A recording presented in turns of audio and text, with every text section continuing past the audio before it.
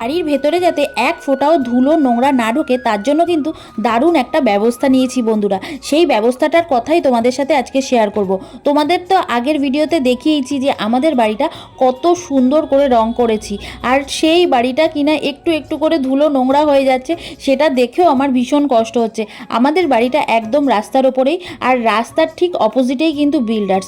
একটু হাওয়া দিলে বা এমনি লরি আসলে সমস্ত কিছুতেই আমাদের বাড়িটা যেন ধুলোতে একদম নোংরা হয়ে যাচ্ছিল। তাই ভাবলাম যে কিছু কিছু জায়গায় তো আমরা ব্যবস্থা নিতেই পারি যাতে ঘরের কোথাও না ধুলো জমে, সেরকমই ব্যবস্থা কিন্তু নিয়েছি, আর সেটাই কিন্তু তোমাদের সাথে আজকে শেয়ার করতে চলেছি।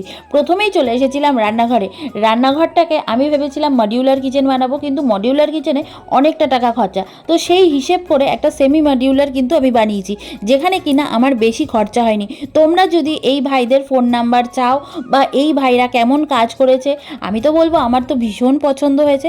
তোমাদের এই যে ভিডিওর মারফতে দেখে যদি মনে হয় যে না এদের দিয়ে কাজ করাবে, খুব কম টাকায় কিন্তু করে দেয়, তো তোমরা কিন্তু একবার চাইলে এদের দিয়ে কাজ করাতেই পারো। যাকে দেখছো সে কিন্তু আমার বন্ধুই, হয়তো আমার থেকে কম নিয়েছে, তোমাদের কাছ থেকেও কম নেবে। তোমরা যদি চাও তো শ্যামনগর, বিবেকনগর, আমার বাড়ির ঠিকানা তো তোমরা অনেকেই জানো, এখানে এসে যোগাযোগ করতে পারো বা আমাকে তোমরা মেসেজ করতে পারো, আমি ওদের ফোন নাম্বার তোমাদের সাথে শেয়ার করে দেবো। এই দেখো কত সুন্দর করে আমার রান্নাঘরের কাজটা করেছে, দেখেছো তো? রান্নাঘরের মধ্যে যে চিমনির পাইপটা ছিল সেই পাইপটা কিন্তু একদম অজগর সাপের মতো ঝুলছিল, তাই এই দেখো এটাকে কত সুন্দর করে ঢাকনা সিস্টেম করে দেওয়া হয়েছে। এটা তো গেল রান্নাঘর। এরপরে চলে এসেছি বারান্দা। বারান্দার যে জুতো রাখার র্যাকটা সেটাকেও কিন্তু এরকমভাবেই সুন্দর করে ঢেকে ফেলেছি, আর এটা কিন্তু রান্নাঘরের যেই ডিজাইন মানে সাদা লালের ডিজাইনটা দিয়েছি সেটা কিন্তু বাইরের দিকেও দিয়েছি। তোমরা চাইলে বিভিন্ন রঙের কিন্তু এগুলো হয়, তো এই রঙগুলো দিতে পারো। চলো এবার তোমাদের আমাদের বাড়ির বাইরের দিকটায় নিয়ে যাই। এই দেখো বাড়ির বাইরের দিকেই কিন্তু একদম বিল্ডার্স। এখান থেকে যখন হাওয়া দেয় না বন্ধুরা, কি বলবো, এত প্রচণ্ড ধুলো ঢোকে।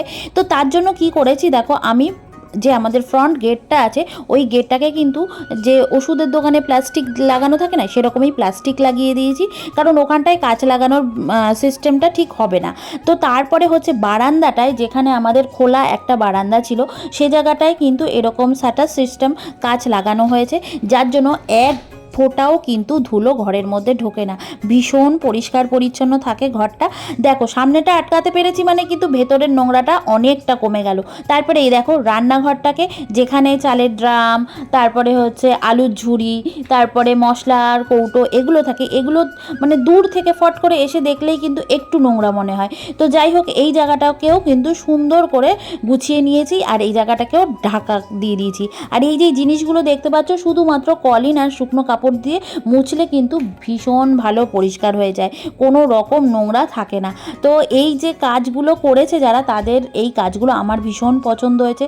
তোমাদের এই কাজগুলো কেমন লাগছে অবশ্যই কিন্তু কমেন্টে একবার জানিয়ে যেও। আর যদি ভালো লাগে তাহলে কিন্তু আমার এই যে মিস্ত্রি যারা কাজ করলো তাদের তোমরা বুকিং করতে পারো। আর এই যে ওপর দিকটা দেখছো, এই দিকটায় কিন্তু আমাদের পর্দা ছিল, পর্দাটাকে সরিয়ে এখানেও কিন্তু সুন্দর করে শাটার দিয়ে আটকিয়ে দেওয়া হয়েছে, দেখতে কিন্তু খুব ভালো লাগছে। তো তোমাদের আমার এই বাড়ির ছোট্ট ব্লগটা কেমন লাগলো অবশ্যই জানিও। ভালো লাগলে লাইক, কমেন্ট, শেয়ার আর ফলো দিয়ে পাশে থেকো ভালো ভালো ভিডিও পাওয়ার জন্য।